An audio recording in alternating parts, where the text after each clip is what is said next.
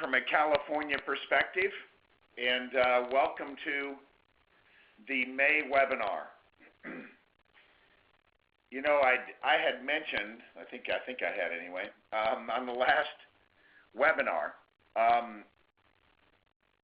just a phrase, kind of, it's certainly more than a slogan to us, for Cindy and I, about Born to Build, the title of this webinar today. In so many ways, we are born to do exactly that. You know, and now this is personal way of looking at life and our philosophy, but Cindy and I do, from the bottom of our hearts, believe that we're set here and born here to make a contribution to the world, to make it somehow contribute in whatever way, great or small, to making the world a better place. We're born to build. It means we're born to build each other. You know, from my first perspective, we're born to build, and again, this is just a personal viewpoint, born to build relationships with the divine. We're born to build great marriages, you know, and that certainly I look at, again, our lives that way. We're born to build great families if we have that opportunity or privilege to do. We're born to build each other. Again, then born to build here great businesses. And if indeed we're here to build, whether you believe you're born to it or not, you're here, and it becomes critical to identify and develop strong independent leaders. I know there's not one of us that has ever been a part of this company, not one leader that hasn't been frustrated with this and this challenge. I've never felt like I've ever developed enough leaders or developed them quickly enough. You know, those things, that's part of what you have to cope with in building a company and building a business here at WFG.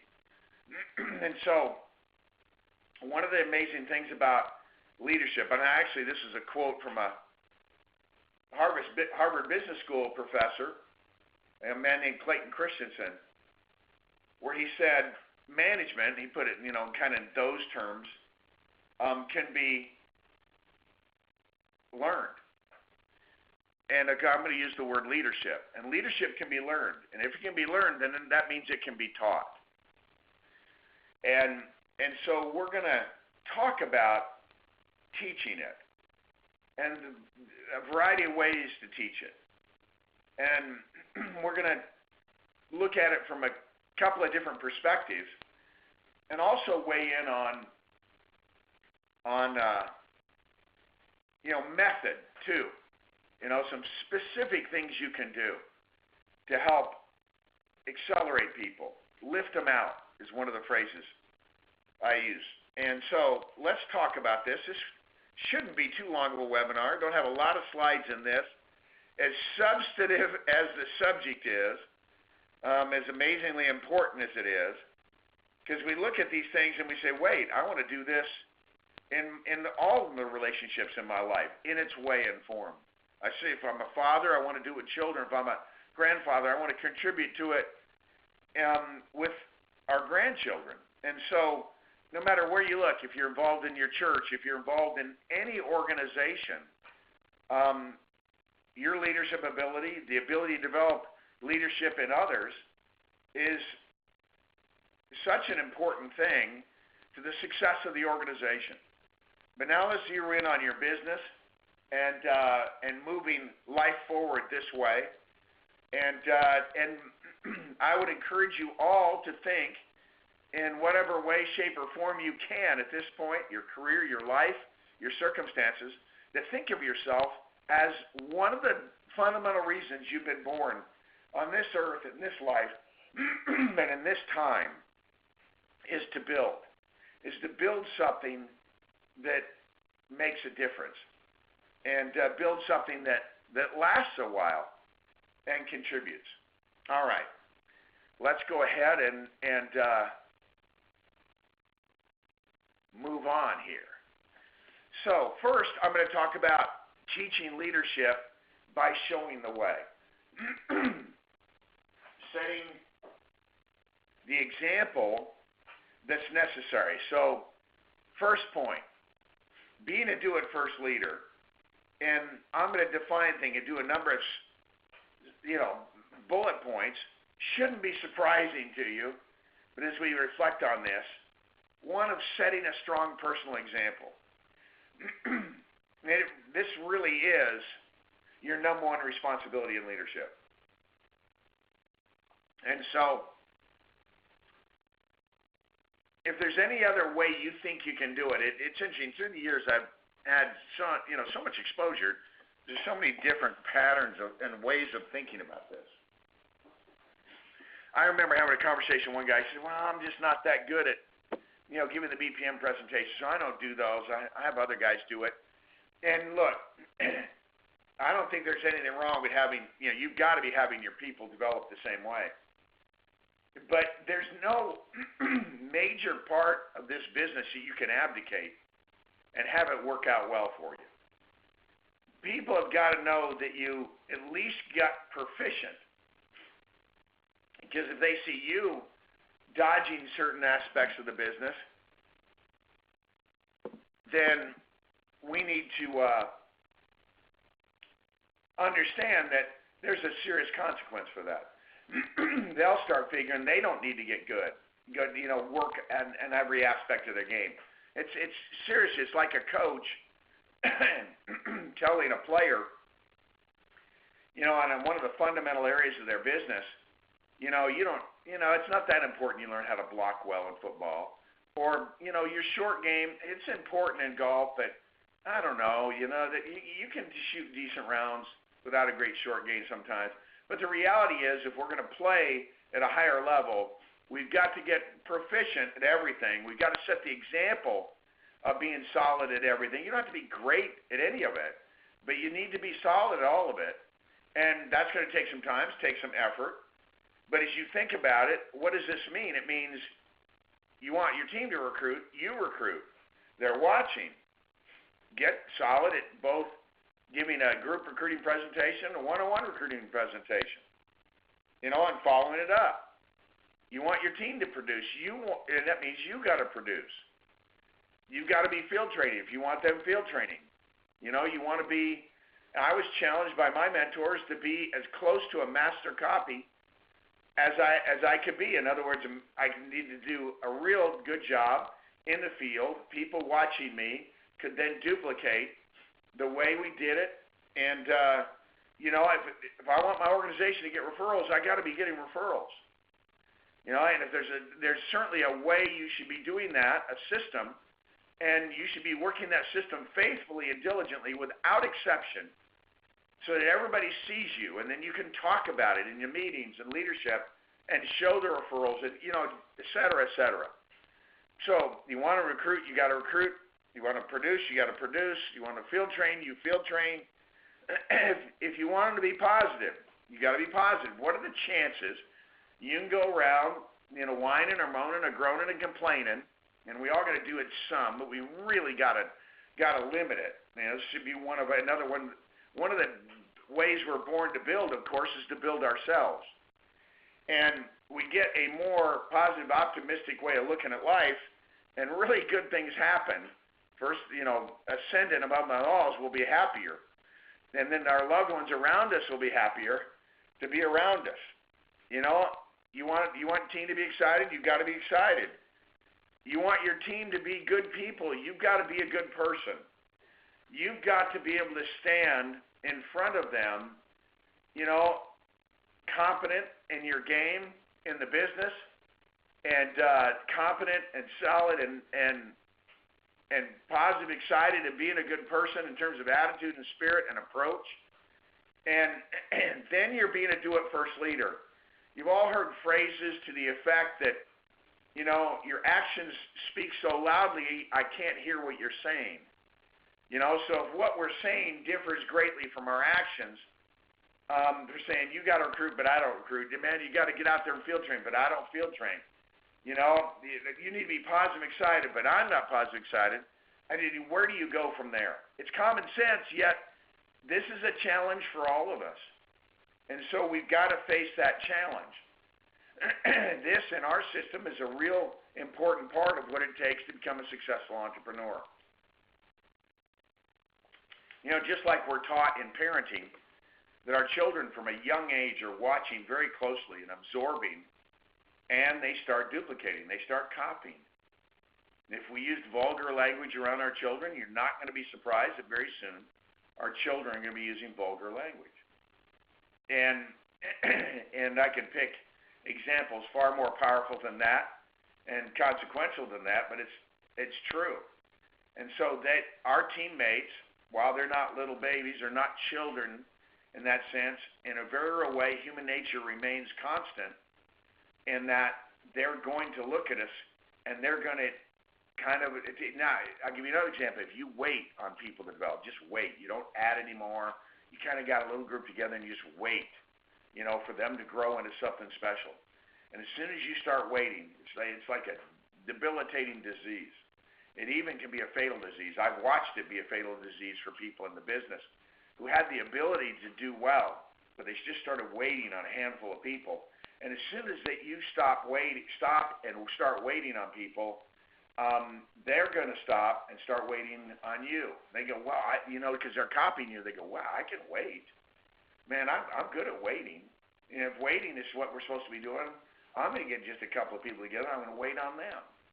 You know, and so think about always, in every way, in the terms of us being people who are born to build and we want to develop leaders, we think about the power of our example, our example, our example. All right. Now let's switch to some specifics. That was specific. But let's talk about some method. And you know, I love this picture here. Now this complex thing written on a chalkboard. In the middle is, of course, the formula from Einstein, and the theory of relativity equals mc squared. And to some of you, that means something. To most of us, it doesn't mean much, except we know that's what it is. But you have all these things up there, and they don't seem related. Let's talk about a formula that's a little simpler and kind of a step-by-step thing about teaching and building our leaders in our business. So let's talk about, you know, you want to become a senior marketing director and you want to develop senior marketing directors. You got to develop senior marketing directors to go from SMD to EMD. You got to have 3 of those puppies, right? They're not puppies, you know what I mean. And you know, then you got to go to CEO, and you got to have 3 more, and you got to build and develop these frontline leaders. And if you've ever been around me, you know I'm talking consistently about the fundamental things you got to do, and one of those fundamental things is consistently develop frontline leadership. And so let's talk about this. Who do you move? You know, who do you move? How do you move them? Good questions, right? That's why we're on here. That's why we're talking about it. What do you look for? So let's start with that. You know, in other words, this is who, and it's not how. We're going to get to how in a minute. But just looking at this, what are you going to be looking for in people? You know, there's something called a Geiger counter that detects something that is radioactive, and it makes a sound. And the stronger the radioactivity is, the louder the sound is. The louder and faster the sound it makes is, as a warning. You know, here you want it to be radioactive, so it's good news, and a kind of leadership radioactivity. And so I should have put that on there. Anyway, so I'm going to give you 5 things that I want you to look for in people. So you've recruited 20 people in your base shop, or you recruited 7 people personally in the last 2 months, whatever it is, right? And you're looking at these people, or you're looking at your existing team now, and we start thinking about this. 1, do they take instruction, right? Do they have the factor of coachability? It's hard to develop a leader if they won't listen to you. Now, that's assuming you know what the heck you're doing. and hopefully you're serious about your personal development, your personal growth, your learning curve, you're pushing it, then you have plugged in, to mentorship. Long before I knew what I was doing, I learned to paint by numbers. Now, when you paint by numbers, and I remember my mom getting me one, and I found out I didn't have anywhere near the patience to paint in these little things. Anyway, to make a picture, but my mom was doing some of that. And the final picture isn't some glorious, amazing thing. But the reality is, it was still pretty cool. In other words, you had little spaces, and they're regular size, and it had a number. 4 meant this kind of blue. 3 meant this kind of orange, whatever it was. And you filled it in and kept within the lines, and when you finished doing all these little spaces, it turned into a picture. And as you look at our lives and development of people, we kind of start that way. I relied on my coaching, seriously relied on my coaching. I constantly had questions, and I would call, and I would ask. I'd write them down so I wouldn't waste time. And then I didn't waste their time in a second way, and this is when I've talked about mentoring and being mentored. I did what they showed me to do. I found someone who I knew was competent, was having real success, and developed that relationship, and then I took that coaching. If I hadn't had the factor of coachability, I couldn't even paint it by numbers, much less learn to paint on my own. I don't do much food preparation, not necessarily one of my strengths, but one of the things I can do is I make a good Caesar salad and a Caesar salad dressing. And I used to use the cookbook and very kind of religiously put the exact amounts in the recipe said and go from there. Now I've made it so many times, I know what's in it by memory. I know kind of what the amounts we want by our taste, and I do it by taste entirely, and until I got it right where I want it.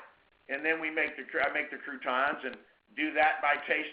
Anyway, but the bottom line is I've gotten so I don't need the cookbook. I don't need to paint by numbers. I know how to paint. But in the beginning, you don't. And so you're taking coaching on how to develop leaders and the formula for building these guys. And so I got pretty solid at building leaders before I got good at building leaders, if you understand what I mean, from that explanation. And so I borrowed understanding, I borrowed knowledge, I borrowed wisdom from leaders who had more knowledge and understanding and wisdom than I did, and then I took and applied that to our business, and good things happened. And, it only makes sense to me, and this is one of the challenges of leadership in its own way, is you think when you have a good strength, an attribute like that that's a strength, you kind of think, well, doesn't everybody do that? Why would anybody do that any other way? Why would you hit or miss? Why would you stand there with a blank canvas and a paintbrush and no knowledge of how to paint and just kind of see what you came up with? If you're some amazing, gifted, natural talent, maybe that'll work out. But I'm not. And most of you aren't. And so let's borrow this stuff and make it ours, and let's bless other people's lives because of that. So without coachability, I don't have anywhere to go. So if I'm talking to you and I don't want to do it that way, I don't want to do it that way, I don't like the way you guys do it this way, I'm still respectful of the person, but I let it go. Kind of catch and release. I let somebody else in the team worry about that. I'm looking to develop S&Ds, and that one's going to have a tough stretch. I don't give up on them, so that sometimes they have to learn a little bit the hard way to come back to coachability. But when I'm looking forward to moving somebody, spending extra time now, I'm looking for coachability. I'm looking for a strong identity. Now, what's that mean? I won't take as long to explain it. But someone who knows what they stand for, and what they stand for is a decent thing. They don't go hide in a corner. It doesn't mean they're jumping up and down or, just super aggressive personality. And, that's few and far between. But the reality is they've got a decent sense of who they are. They know they want to do something worthwhile with their lives. They know they want to be a good person, and they are coming to the grips with the fact they want to prosper and learn how to be a business themselves. And now, but again, this is your Geiger counter. So you're looking for some aspects of coachability. All right, the more the better. A strong identity, a little bit of confidence, right? Because I can accelerate that. I might have to work over a much longer period of time, somebody to help them build just fundamental amounts of confidence that allow you to function in a leadership role. But you're looking for somebody maybe has developed some before. You're looking for track record. If they were in the Boy Scouts, did they want to be senior patrol leader? If they joined an organization, did they kind of gravitate toward wanting to be a leader in that organization?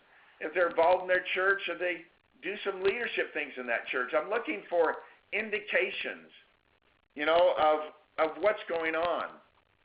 And you're looking for the right market. In other words, they do a prospect list in a market that we can recruit in and sell to. And because that means they have the raw material to build their business with, and as we then teach them how to get referrals and do prospect lists from their recruits and all these things, all referral operation, they're picking up these things and getting more and more people in the right market, and they're able to move forward and have good things happen for them in their company.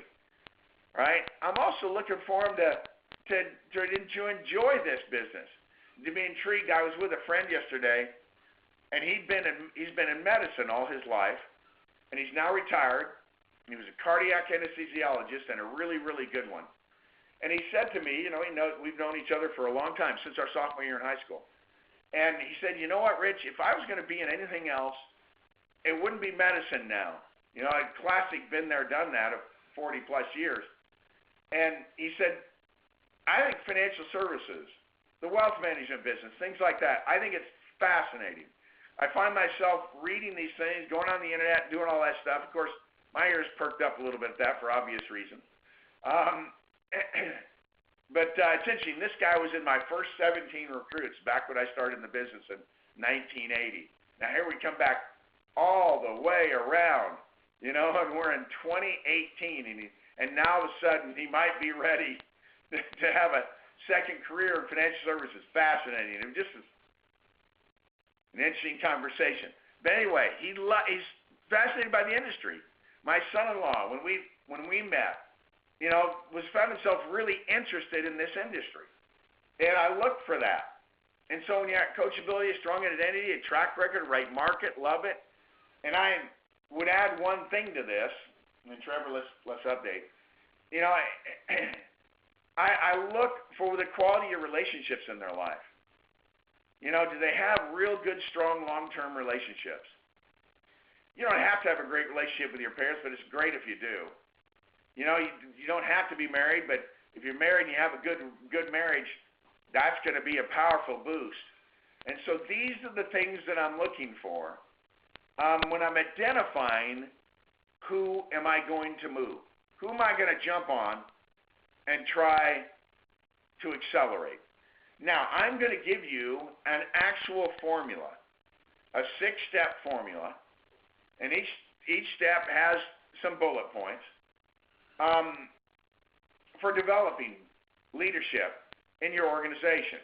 You could be a senior associate with 4 people. You could be, an MD with 22, an SMD with 47 or 520 or whatever it is. You could be an EVC with lots of frontline SMDs and second generation and third generation and a big base shop. As you look at all of this, the formula works. And the more numbers you put to it, of course, the greater it's going to feel in the terms of its effectiveness, because you're going to be developing more leaders. Just physical fact of having more leaders, and that always feels good. So let's talk about this 6-step formula. And I say but it's, you always have to be careful with that word, because everybody's been thought of typically. Now, I'm in Silicon Valley, and I know not everything was thought of, and before our time. But in terms of leadership development, certainly these things are tried and true formulas.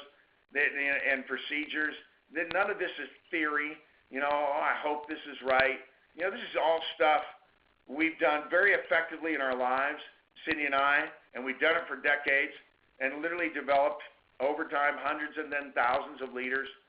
And it's fun to watch, and we've passed it on to others, and their various ways and shapes and forms have taken this and made good things happen. And I challenge you to do the same thing. So step one in this formula is identify your best. In other words, you applied this Geiger counter to them. You kind of identifying your most promising candidates. Now, when they've been around you months, you know even more. They've recruited people. They've applied that coachability, and they've become good field trainers and decent recruiters, and they're good at getting referrals and making sales that stick and following through, the underwriting to make sure stuff gets in. They're just turning into good, solid business people in our industry. And you identify them. And one of the things you're going to do, and you're going to keep doing it, and doing it consistently, you're going to meet with them personally. And if they're a couple, you meet with them as a couple. You've just really got to make that a priority. And this is where the work comes in. The hours come in. And when you sit with them, you're just not like, hey, how you doing? What's up? Now, there's some of that, right? But you got to have some specific thoughts in mind about what you're doing to build them, to move them. You might be talking to them all about their personal recruiting. You might be giving them a challenge to get a certain number of personal recruits by a certain day, or this month, or what.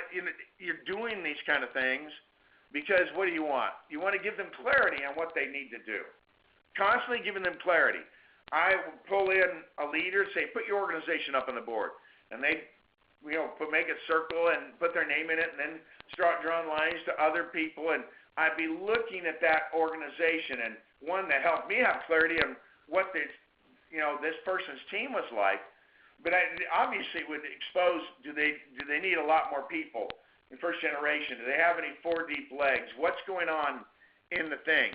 And so I meet with them personally, the regular meetings, quarterly, but I want it to be couple meetings as much as possible. I have to do this in church, in the congregation, and meet with people consistently. Because if you don't meet with them regularly, and communicate with them regularly, then you're only going to communicate when there's a crisis. It's always going to be revolving around a problem. And you need to communicate when there is, and you need to participate in the solution. All right? That's a big deal for a leader to do. At the same time, you want to be communicating at other times. You're working on building. So you give them clarity on what they need to do. You set deadlines. You notice when I was talking about a personal recruiting challenge, it was this month or by this date.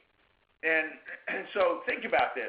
If you're regularly meeting with your most promising people, and if they're in relationship, they're married, you're meeting with them as a couple and getting them both engaged, and it quadruples the power of its impact.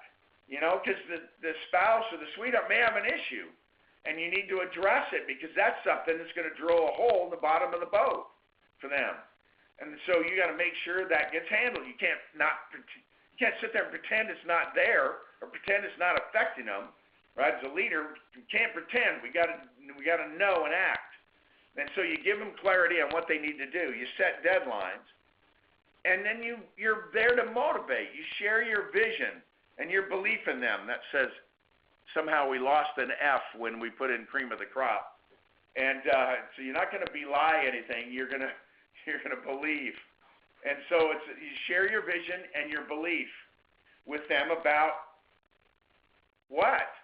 Not hard to figure out. You can do this. And I've seen lots of people, and you're special, and I love your attitude, and I'm great. I just want to express my respect and admiration for the kind of person you are. I want you to know how much I cherish our friendship and what it means to me. And it's a cool thing as you communicate those things, you realize you do feel that way, and you're saying them sincerely. And it's a cool thing. So you've met with them, given them clarity what they need to do, set deadlines for some of that movement, right? And you're motivated, you're sharing your vision and belief. And so think about that. If you're not doing that, think about the power of doing it. If you do it very inconsistently, think of the power of doing it consistently. Man, this is it. Leadership can be taught, guys. Let's stay on it. Ladies and gentlemen of the team, let's go to step 2 of the 6. Lift them out of the pack. I remember as I got invited to the special leadership thing. Not everybody got invited, but I got invited. Ooh, how it felt to me. It felt good. Well, I must be doing some things right. My leader sees things in me. My leader believes in me. My leader wants to give me some extra time. Just like setting that personal time was step 1. When you're identifying your best and meeting with them personally, that's recognition too. And it has a powerful impact. Maybe, you run a contest, I qualify in it. Anyway, let's come back to this before I run off on my tangent. You meet with them as a group. So now let's say I'm working in the base, and I've met with all my key couples, the people that I've identified as my best, whether it's 4 or it's 50, and I've done the work, and I've done it in as short a period of time as I possibly can. The more you cram into a period of time, the more explosive this is, because then they have effect on each other. It's that old story about charcoal briquettes. You put them in a pile and start the fire, put the lighter fluid or whatever you're doing it with, you put them on paper and you stack the briquettes in a pile, so as each one catches fire, that fire contributes to the other one catching fire, and it gets hotter all together. And so you jammed a bunch of these prospective leaders and leaders are developing, and you've met with them personally. You've given them clarity, set deadlines, shared a vision and belief. Now you meet with them as a group. Now you're lifting them out as a group. They're eyeballing each other. And what's going to happen here? A number of good things are going to happen. All right? So listen. They're going to start talking and saying, wait, that guy's doing better than I am. Why is she beating me? Why is he beating me? I'm as good as that. I remember when I reached an SMD level in my first company.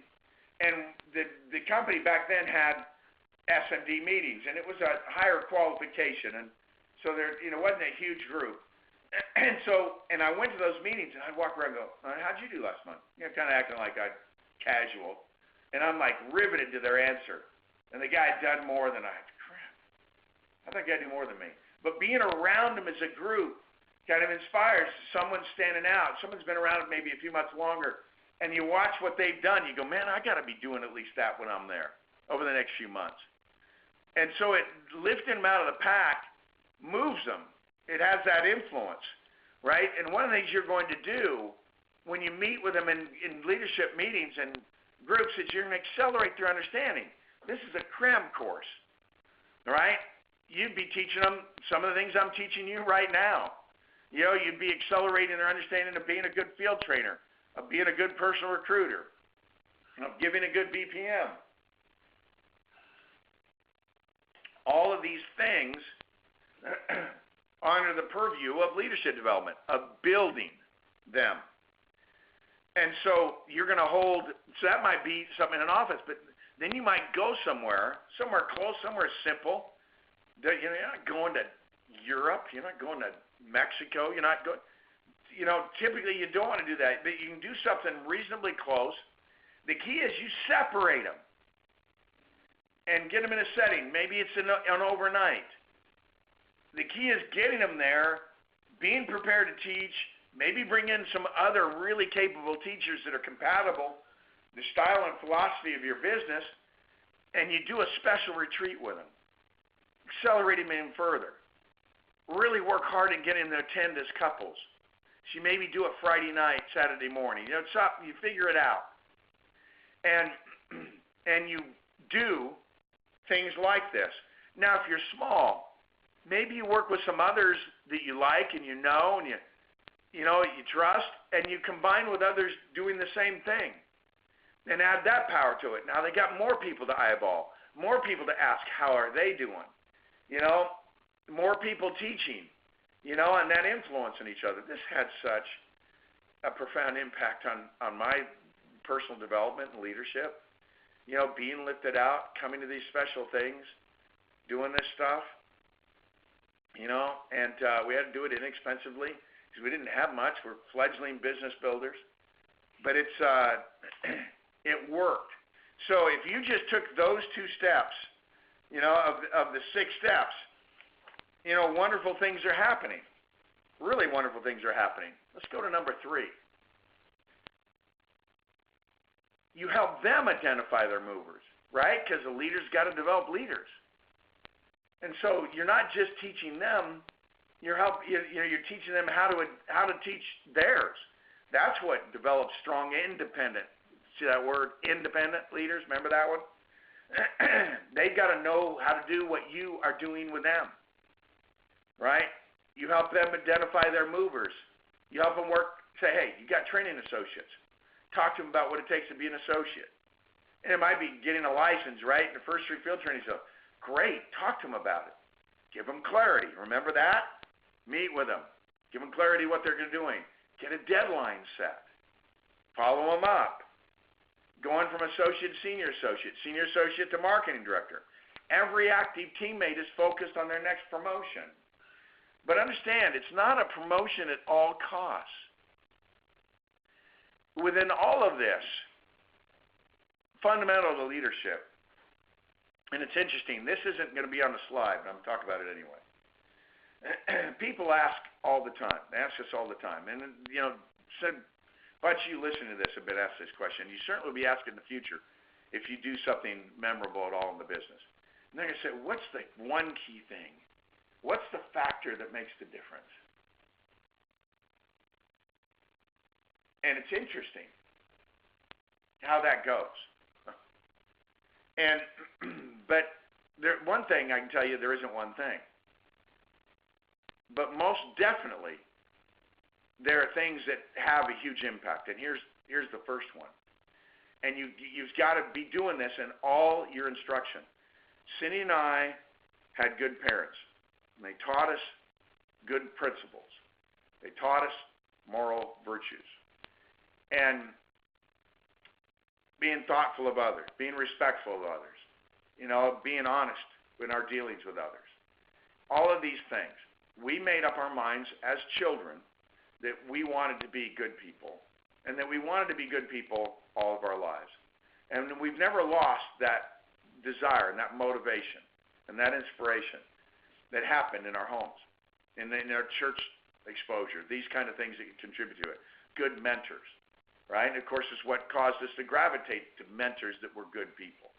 And so the most critical thing, in terms of developing leadership is strengthening their character, and of course, continuing to identify people who already have that identity. And that was part of what I meant when a strong identity. And I just said I know what they stand for, and that's that they have decided to they've made that same decision to lead good, honest lives. And you can build on that. The next thing is you're also looking for will to win, right? And that's was key to our victories in this business, and will be key to our victories in the future. Is this desire to still compete, and no matter, doesn't matter age, circumstance, you want to be somebody. And so you've got strength of character, and you want to be somebody. The next thing is who you marry. And for me, and I'm just a personal answer to this, what are the key factors? I just married a special person, someone who's just wonderfully supportive, and I worked on helping her to be supportive, and just like she has with me, and things that she does, and so we have those pieces of the puzzle together. And in terms of what goes on, how it happens, how these things work, and you've got to understand that these things are critical to the development of everything you're wanting to do in the terms of that. But the fourth thing of that was critical to development is what we're talking about here. And that's the mentorship that I received. You've got to be that person. There will be, hopefully others make contributions to that, but you've got to embrace this role that a leadership instruction job is a mentoring job. And the most promising students, of course, are the ones that get more and more of your time. And of course, when they're coachable, you want to give it to them. When they work hard at implementing right away, you're eager to help them the next time. And so you look, but you want every active teammate to have clear focus on this next thing they're working on. And but it's not promotions again at all costs. You've got to do the right things. 4th step, right here. You got to work with them to do it right. And that means from a business perspective too. When I say do it right, I mean do it honorably, but also mean get in the right market. Make sure you have a quality net point ratio. You're not taking any shortcuts. Gosh, we watch people. I'm having a discussion. I was in a home office yesterday, and we're discussing people who are cheating. Just literally writing bogus business that, and paying for it for themselves, and people not even, it just doesn't happen much, but it's happened a few times. Well, people don't even realize they have insurance on them because someone put it in force on them and paid for it, just so they get a promotion. No, that's not what you do here. That we'll find you out. Then you get terminated for that. That's not a good promotion program. You make sure you do it right. You don't take any foolish shortcuts. Don't have any idiot attacks. I would call that an idiot attack if you thought you could do that. Get away with it. That was a good thing. Now we're back to example. How does the team follow that? Yuck. Anyway, so we look then at what we've talked about in the formula so far. Identify your best. Lift them out of the pack. Help them identify their movers. Extend their own challenges and their own deadlines for their own people.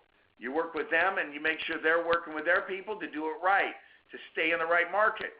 Because we see these surges you have, so I don't know you, but the team, right? The team has surges and then it's bad business. And they're a bunch of chargebacks. And then you lose your promotion. If you got it, because we monitor that stuff. And then you don't get it. Don't shortcut it. Don't want people that think you're so special right away by doing that, because then they're going to know you're not wise. You're foolish, perhaps. Or you're not even honest. And now, right? And we've got to take action. And so I don't want to just pound on that too much, but I feel like sometimes I do. Because while it may be obvious to most of everybody on this call, I've got to catch maybe the 2 or 3 or 5 of you who you're thinking drifts in that direction, and I want you to know it causes failure in every aspect of your life. And it'll cause failure here. And I want you to win. I want you to prosper. I want good things to happen. I want blessings to flow. And so you've got to do it right. And that means from a good, moral, honest, integrity standpoint, you got to do it right from a good business person standpoint. And I always like the phrase, don't have an idiot attack. So we're good. That's 4 of them. Let's go to 5. The formula continued. Never stop talking with our people and communicating with them and working to move it.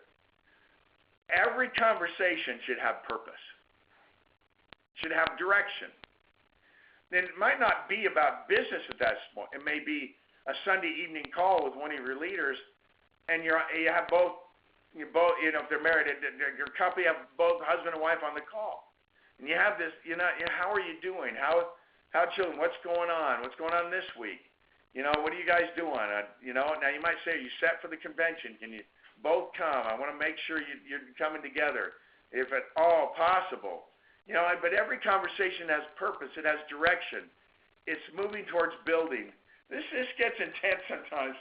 I find myself in a casual conversation with a checker at Whole Foods talking about winning and what they need to do to get somewhere, or standing at a gas pump and I'm talking to some guy on the other side, and next thing I'm doing this coaching, I'm thinking, give it a rest.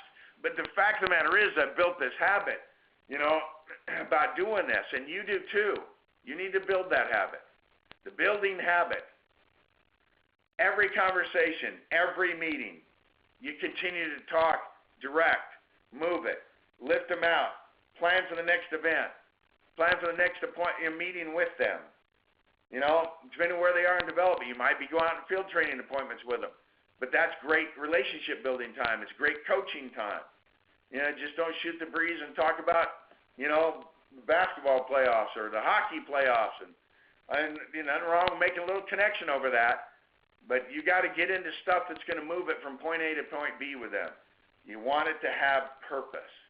And here's the sixth one. Keep personally recruiting. This is part of the formula for developing leaders. You got to have somebody to develop. Back to that critical example of you showing the way. But you've got to be thinking, what is every key person's plan to drive personal recruiting? Does everybody in your organization that's active, that's showing up at all, what is their plan to drive personal recruiting? Among your key people, the ones you've identified and lifted out, they've got to have a plan to drive personal recruiting. They're going to know, and you got to know when they're not working the plan. And then you help inspire them, encourage them, support them, strengthen them, coach them a little more on how to do that. It's part of the business. Frustrating. Nobody moves as fast. They get frustrated. But this is the deal. We got to be working on our game. And it's got to be the game that makes us excellent and makes us successful. Not a hard perspective, I don't think, to have. And here's my standard. At least 25 personal recruits a year. You can get to a very good place in your business with that kind of personal recruiting. That's not all you got to do. You're going to have to develop them, do these things we're talking about. But if you have it in your mind that you're going to keep working and working and working until you're at a pace of 25 recruits a year, and you do that for several years, and I've worked this same challenge into multiple webinars, but that's the standard. I put it in bold for a reason. And then you see this thing at the bottom, and you hear that tune, I like to move it, right? And what cartoon, Madagascar that was in? The penguin sang it. Anyway, the penguin chief. The leader has to be thinking that, singing that inside their head. I like to move it, right? 25 personal recruits a year, more, that's moving it. What is every key person's plan in your organization to drive personal recruiting? Move it. Every conversation, every meeting, move it. Work with them to do it right. Help them identify that, right? They're movers. All this stuff, move it. And good things are going to happen, and good things are going to happen in your business. Now, last slide before we identify our next webinar. Cindy and I have extended to each other. We lifted each other out. We identified each other as key people. We met personally several times. And they were great meetings, by the way. And we extended to ourselves a 36-month challenge. This year, next year, the year after. I was talking with our CEO, Joe DePaula, about it yesterday. And what we were doing, sitting in Atlanta. And this is what we're going to do. We're going to treat the business as a total obsession. Now, you got to know, I'm turning to looking in my office at a board that's written, has 3 words written on it, faith, family, business. And above the exterior door, leading out to the courtyard. And faith, family, and business. I treat all 3 of those things as a total obsession. And I can't figure out a way to have much more than 3 obsessions. But I lift them up. I'm not going to treat golf as an obsession. I'm going to hit some golf balls. I'm going to get some exercise, right? Make sure I have some energy, right? Have physical energy and a clear mind. I'm living healthy. That's all part of, being ready. It's like conditioning for your sport. But the reality is, I'm not going to make that a priority. I'm not going to take days and days and days. And I'm not going to take golf excursions. We're going to take the next 36 months of our life. I'll be 68 years old when we're done with this. And we're to treat the business as a real single-minded focus above all these other things that we could be doing, right? And we love it. That's one of the reasons we can do this is we love it. We love being involved in your lives and making these contributions however we can. We're going to prioritize and simplify. And here we are, faith, family, and business. And so we're going to keep it Simple. I'm not going to try and spin 12 plates. And things come up, and fires have to be put out sometimes, but they're going to be in these 3 areas prominently. But we're in a 36-month challenge, the Born to Build Challenge. I like it. All right? Almost nothing else. I could be watching on TV or hobbies or sports or hanging out. I'm not watching the basketball playoffs. I did go to a Sharks game, but then they lost. I was sad, but I can live with it. No temptation to distract me from our Born to Build Challenge. And so all these things are set aside. Some of you can't do it. I get it. Some of you don't want to be that big. Okay. I understand. I appreciate honesty. I can think of a leader who, we talked. In fact, we were in Hawaii. We talked, and then he called me back and said, "Hey, and he's steady workers, good workers. This guy is for real, really for real." But he said, "Hey, I don't want to go on a run like this. Not ready for it. Not emotionally, mentally prepared. Whatever the circumstances at home, whatever it is. But there's got to come a time in your life if you're really going to do something great, and you've got to do this, and you've got to have a bunch of people in your organization take one of these challenges and do it over something longer term than, hey, let's get 5 recruits this month. Let's talk about what we're going to do over the next 36 months. Part of this, Cindy and I, and part of what I talked about again with Joe and others yesterday is that I want the Blue Team to produce another 200 CEOs the right way, thinking the right way. Well, guess what we're going to do? Identify them, lift them up, lift them out, have special meetings, focus sessions. I want to do that with some of our senior leadership, and that's more brainstorming and masterminding to make sure we're all on top of our game. And when we're together doing that, we all get better, and we compete more in healthier ways. This is cool, right? Zero in with a laser focus on prospecting, getting others to prospect, recruiting, getting others to recruit, field training, getting others to field train, leadership development, getting others to develop leaders. This is our end game. This is what builds it. This is what puts us in great positions in our respective companies within this great company and business platform of World Financial Group. Oh, I love talking about this stuff. I hope this has been a good refresher course for some of you. And for some of you, it's been an introduction to this process. And I hope you've gained meaningful things. I wanted to be something that was rubber to the road stuff that really helped you get better at doing this. Wonderfully, wonderfully important thing that we can learn to do in our lives.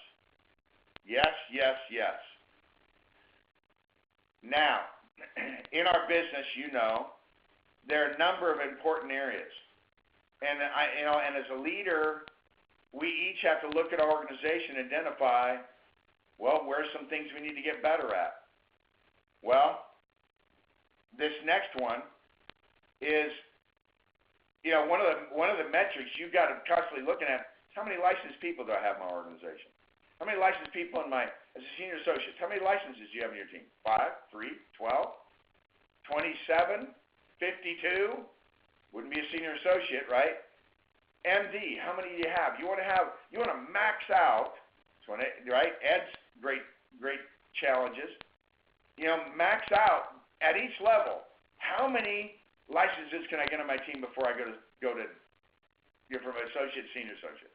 How many can I get at senior associate before I go to MD? How many I can develop at MD before I go to SMD? And then how big can I get my base in number of licenses? Well, in order to do that, you need to turn your organization into a licensing superpower. And the one after this, Trevor, help me remember this.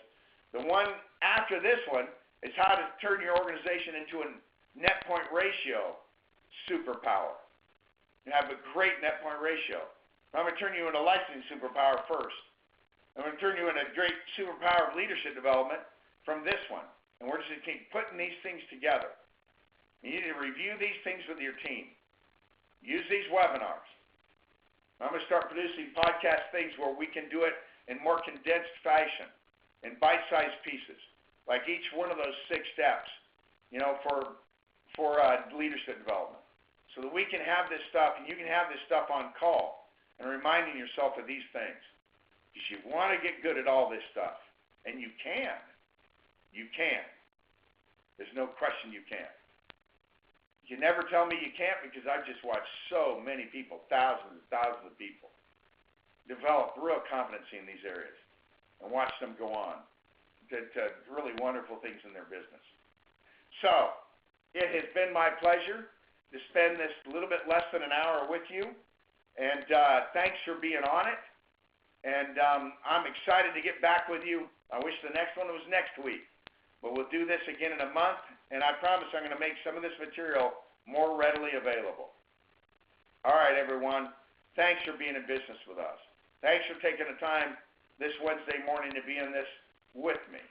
It's so much more fun when you are. And there we go. Our replay, there's always new people on this. Trevor, when will this be posted and available for review? Within a week, this will be available for review on the WFG website. There we go. We like to move it. Oh, no, I'm not going to sing to you. I want to keep our friendship intact. All right, everybody. Thanks.